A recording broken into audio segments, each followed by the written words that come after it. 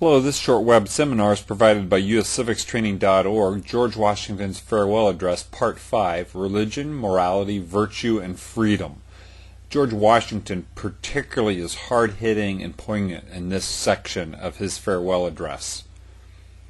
We're again past the halfway point, and he takes this moment to reflect on religion and morality and says this: of all the dispositions and habits which lead to political prosperity, religion and morality are indispensable supports.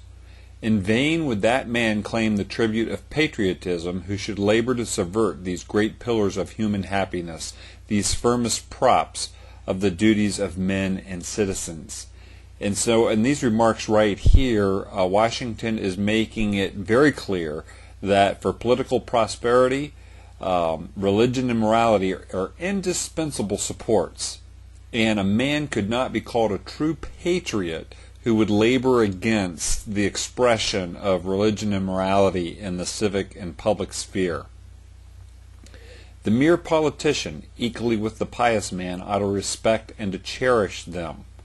A volume could not trace all their connections with private and public felicity, that means happiness.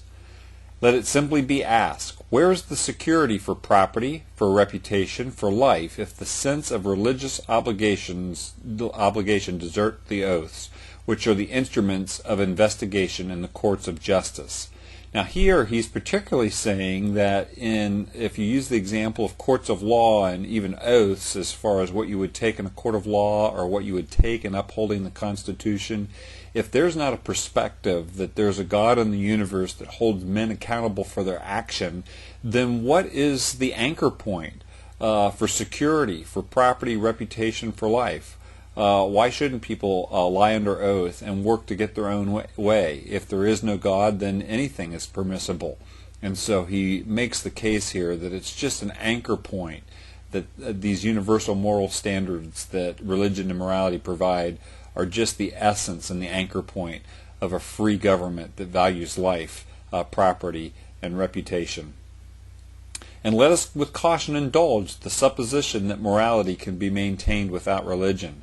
Whatever may be conceded to the influence of refined education on minds of peculiar structure, reason and experience both forbid us to expect that national morality can prevail in exclusion of religious principle.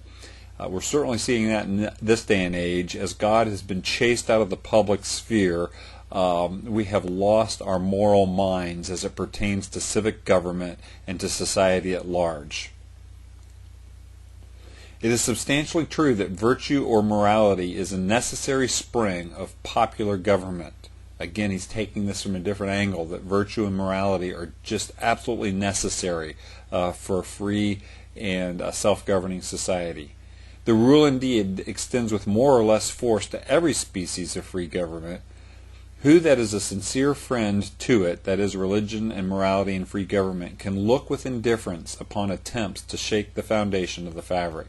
And so Washington's basically concluding this paragraph by saying if you're for freedom, if you're for self-government, then you cannot be indifferent to attempts to try and eradicate God from the public square, because he says God and these universal principles, morality and religion, are foundations to a republic, a free self-governing republic.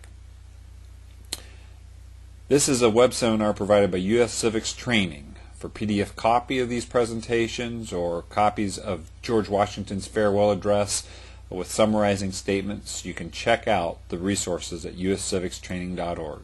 My name is Craig Seibert. Thank you for listening.